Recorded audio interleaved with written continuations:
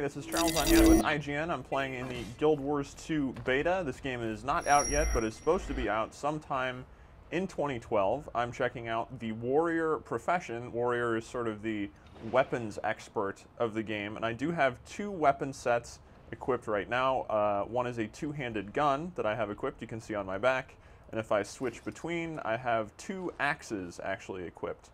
I'm in the Mists right now, which is a PvP kind of hub zone, depending on which type of PvP you want to do. If you want to do open world kind of PvP, or if you want to do arena PvP, you can access it from the Mists, and you can come here, even if you have a level 1 character in the main game, you can access this area and get a feel for a higher level character. Now, the way skills or abilities work in Guild Wars 2 is they are weapon specific. So you can see I have axe skills down here. If I switch my gun in, I get different skills here as well. And then on the right side of my skill bar, these are slot skills. So if I open up my menu here, I can go over to my slot skills, my utility skills, and you'll see that the 6 key is always dedicated to healing. So I have 3 different heals for my class here. These are always healing. I can't put these skills over here on the 6 key. The 6 key is the dedicated heal, and that applies to all classes. So all classes have different kinds of heals. These do have different effects. So the one I have on right now is just a basic heal myself and remove 2 conditions. Then in my utility area, you unlock these as you play and quest through the game. I have them all unlocked because I am in the Mists area. So the ones that I have on right now are Stomp, which is useful for a warrior in case people get close to me. I can use this and launch them into the air. I also have Signet of Might, which gives me, and I can use down here, you can see the little bonus.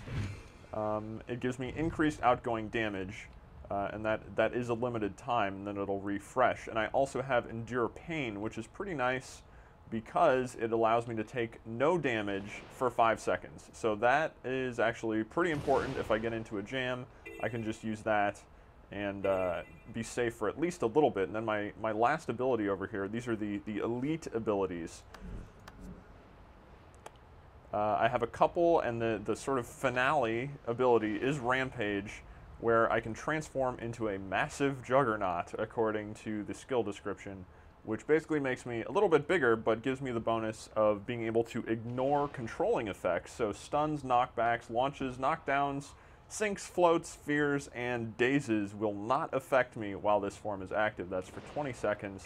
So that's pretty nice. I'm going to go through some of the attack skills here against these soldiers that happen to be roaming around in the Mists. And the Stomp seems like a pretty good opener, because I can just drop them onto the ground like that. And give me a little chance to gain an advantage. Now, I am using a two-handed rifle right now, so my basic auto attack that you can see here, I'm not actually continuing to click the 1 key, is just going to keep doing hits, and it actually does bleeding damage. It also serves as a combo finisher, so if there's an active combo field up, it is a projectile type finisher, and that is how it will interact with it. The combo finisher types will achieve different effects depending on what it is. For instance, I believe I have... These are all projectile types. I do have a whirl, I think. Yeah, here we go. So in this axe skill, there's a combo finisher whirl. That will have a different effect within a combo field that would be set up by another class, such as a fire field set up by like an elementalist or something like that.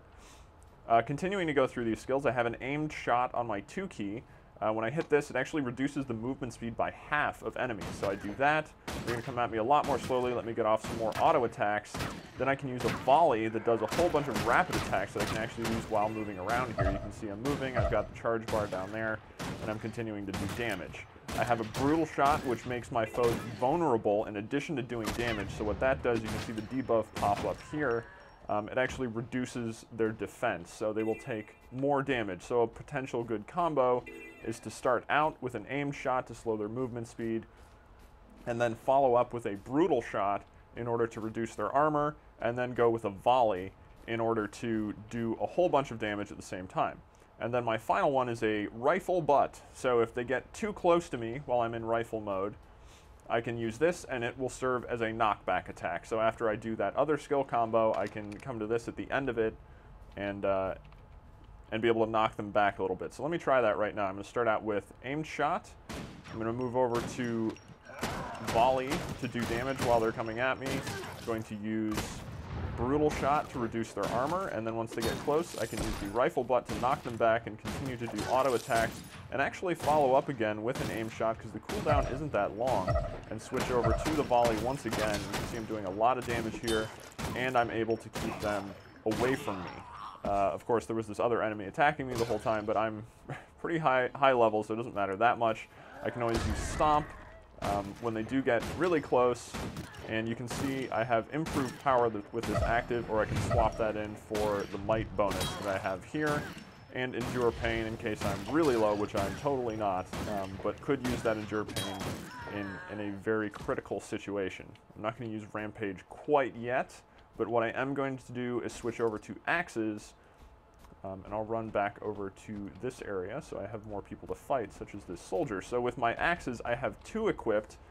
In this case, the axe, it is a one-handed weapon, so if I had a different offhand, I could switch it in here and get a different skill set. But I am going with the 2 axes for now. So the basic attack is just a chop. It just does basic damage. There it is. I'm chopping them. That is what chopping looks like. A Cyclone Axe will actually spin around, so if I am in this situation where there are multiple foes, it'll hit both of them. That's an area of effect attack. I can throw an axe, which again reduces movement speed, gaining some distance between me and the target. I can strike the foes with both axes, like so. Pretty nice effect. And then this Whirling Axe, of course there's a whirlwind. You can move around while using this, and there's just AoE damage all over the place when you use that one. Now, one thing I haven't touched on is the Adrenaline meter for the Warrior. Now, this builds as you do attacks, and actually differs depending on the weapon you have equipped as well. So for the rifle, it's a kill shot, which just fires a powerful shot. The damage increases with adrenaline level. You can see there are 3 sections to this gauge. So if you do build it up all the way, you can perform a highest level, a level 3 kill shot, which, yeah, just does a big damage burst. So that's just a nice bonus attack to have. And then with the axe, you get more damage, and it's also a combo finisher of leap type, so you do get some variation there, and you leap at your foe with a devastating attack. So I can demonstrate that here. There we go.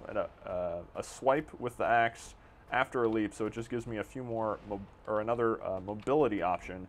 And then as a finale, I guess I'll use the Rampage ability here, just to show off what that looks like, and since it has a longer cooldown, I wanted to save it to the end. So I'm going to go into Rampage mode. You can see I grow in size there, and come in and use some of these. I have actually unique abilities at this point, so I can throw boulders, I can charge at foes, I can kick, go to knock back, as you saw there, and I can also smash them, naturally.